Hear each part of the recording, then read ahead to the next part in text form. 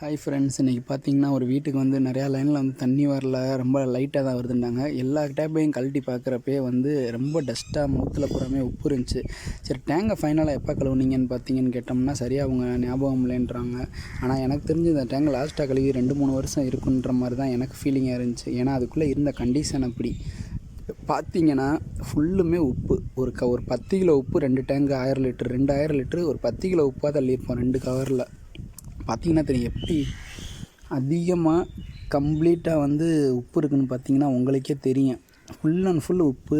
இதில் தான் face wash பண்ணுறது, வாய் கொப்பளிக்கிறது இப்படின்னா இருந்துச்சுன்னா வந்து உடம்புக்கும் சீக்கு, மெட்டீரியல்ஸ் பூராமே டேமேஜ் ஆகிடும். ஃபஸ்ட்டு ஹெல்த்துக்கு தான் விஷயம். சின்ன பிள்ளைனா இந்த மாதிரி வந்து பண்ணுறப்ப உள்ள விஷயம்.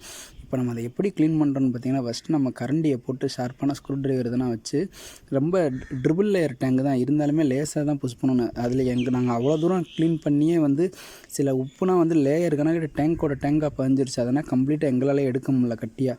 ஆனால் மேக்ஸிமம் ஃபுல்லாக சுரண்டி பாத்திரம் வளர்க்குற கம்பி இருக்குது பாருங்கள், ஸ்க்ராப்பர், அதை போட்டு தேய்ச்சி ப்ளீச்சிங் பவுட்ரு போட்டு விளக்க மரம் வச்சு ஃபுல்லாக தேய்ச்சி ஒவ்வொரு டேங்க்குமே 10-20 வாளி தண்ணி கம்ப்ளீட்டாக பண்ணியாச்சு. இதில் 2 டேங்க் வந்து பைபாஸ் பண்ணியிருந்தாங்க, ஒரு டேங்க்குக்கு வந்து டைரெக்டாக பண்ணியிருந்தாங்க. அதனால் அதுக்கு மட்டும் ஒரு 1.25 யூனியன் போட்டு புதுசாக சேர்த்தாச்சு.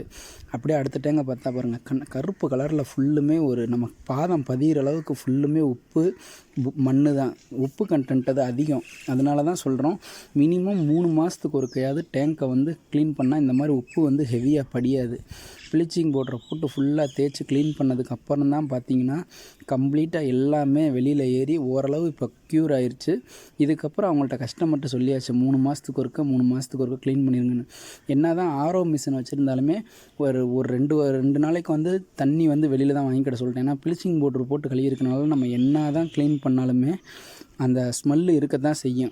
அதனால் வந்து கம்ப்ளீட்டாக ஆல்ரெடி ஒரு தடவை 2 டேங்கையும் ஃபுல் பண்ணி நாங்கள் வெளியில் ரிமூவ் பண்ணிட்டோம். ஃபுல் டேங்க் தண்ணியை ரிமூவ் பண்ணிட்டோம். இருந்தாலும் வந்து ஒரு 2 நாளுக்கு அப்புறம் ஆரோ வாட்டர் போடுறது நல்லது. இந்த மாதிரி டேங்க் கழுவாமல் ஆரோ மிஷின் போட்டாலும் வந்து உங்களுக்கு குடிக்கிற தண்ணியில் டேஸ்ட் இருக்காது. ஏன்னா அவ்வளோ டஸ்ட்டு, அவ்வளோ அழுக்கு.